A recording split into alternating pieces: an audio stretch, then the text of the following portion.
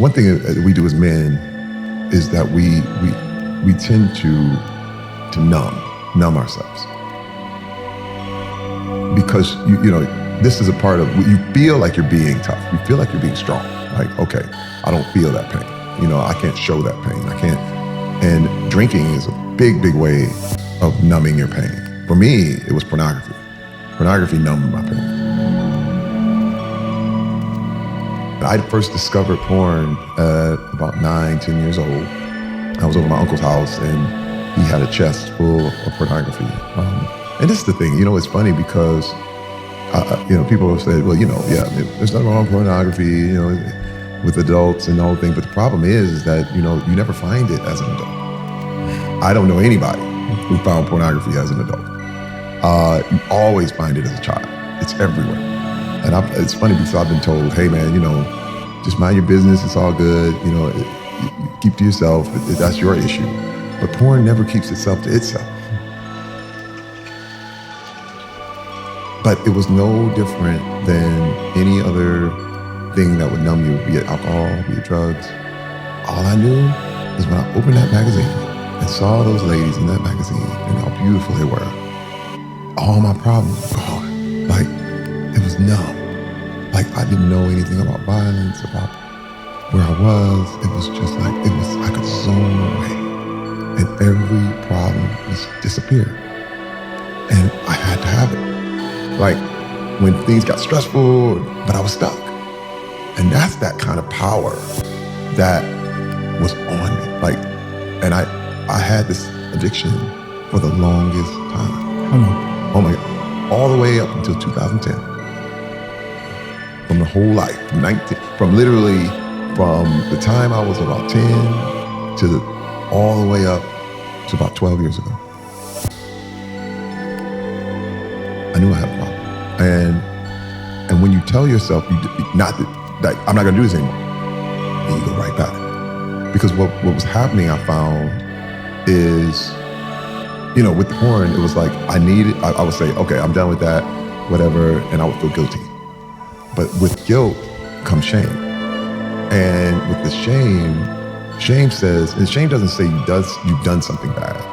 Shame says you are bad. Like, this is who you are. You're just bad. So what you would do is do a bunch of good things. And you would just work hard and I'd go good for like 3-4 days and then you need a reward. And what is that reward? Because you did so good? Porn. And so you go back in and the cycle starts all over again.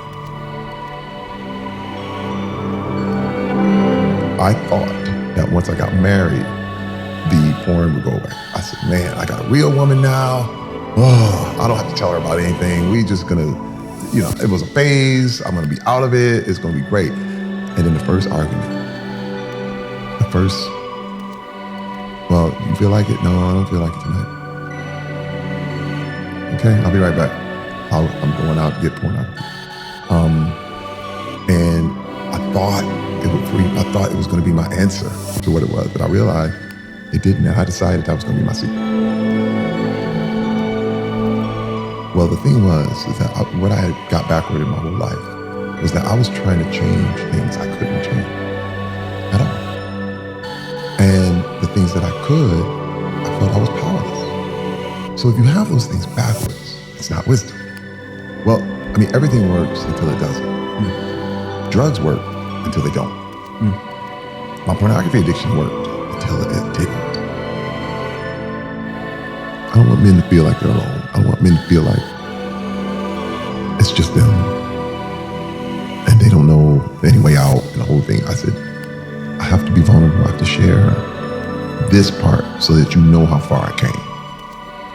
You know, I have no interest in showing that image anymore.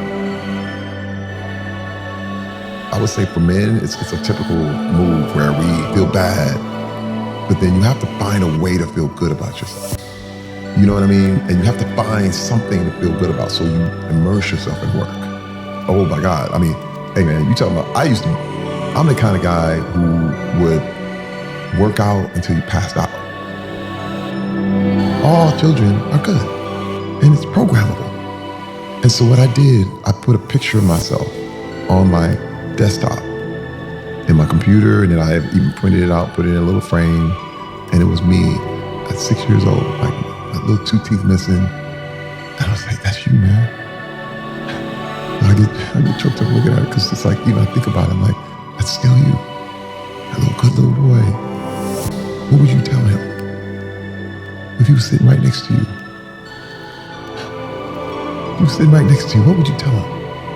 You would hug him. You know, I'm the same person. I'm still him. I'm still him.